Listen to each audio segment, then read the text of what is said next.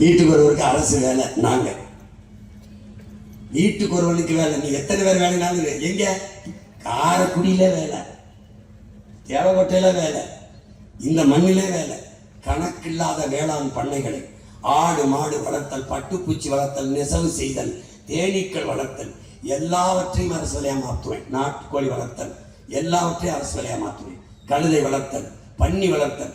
கழுதைனா நீ சிரிக்கிறிய கழுதை, 1 லிட்டர் பால் உலகத்திலே கழுத பால் தான் அதிகம். 5000 ரூபா 1 லிட்டர் பால்.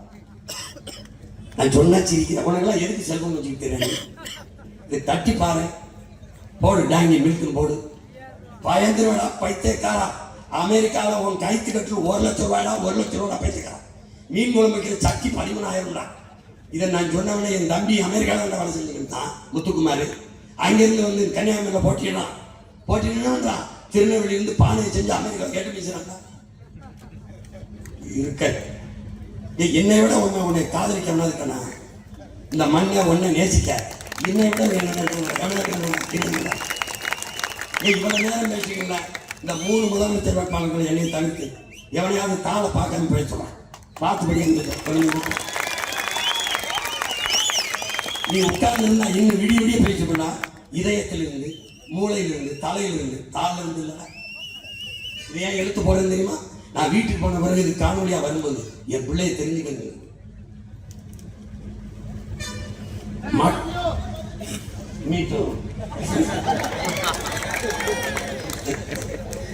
வீட்டுக்கு ஒருத்தனுக்கு வேலை உண்மையிலே கொடுப்பேன். உன் பிள்ளைய படிக்க வச்சிருவேன், மருத்துவம் கொடுத்துருவேன், தண்ணீர் கொடுத்துருவேன். 10,000 கொடுத்தா நீ செலவு பண்ண முடியாது. செலவு பண்ணி காட்டு பார்ப்போம். ஏன்னா நானே வேளாண்மை செய்திருவேன். உனக்கு காய்கறி, அரிசி, பருப்பு, அது பஞ்சம் இல்லை. கரும்பு நான் தந்துடுவேன், வாழை தந்துடுவேன், தென்னை தந்துடுவேன், தென்னை தந்துடுவேன், எண்ணெய் தந்துடுவேன். எல்லாமே என்கிட்ட இருக்கு. கவலைப்படாது. முல்லை, குறிஞ்சி, மரம், நெய்து, அங்காடி 2 லட்சம் பேர் புதுவையில் இருக்காங்க. 2 லட்சம் பேர் வந்து வேலைக்கு போறாங்க. கேக்குறேன் 2 லட்சம் பேர்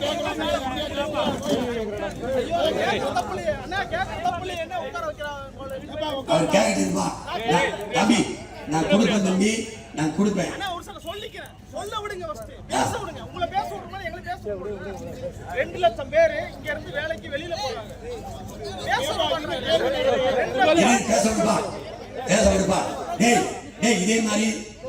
இதே மாதிரி ஸ்டாலின், விஜய், எடப்பாடி வரும்போது கேட்கணும்டா.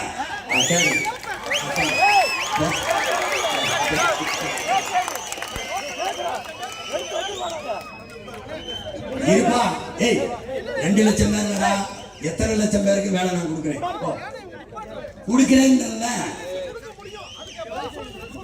அதான் நான் சொல்றேன், கொடுக்க முடியும் சொல்றேன்.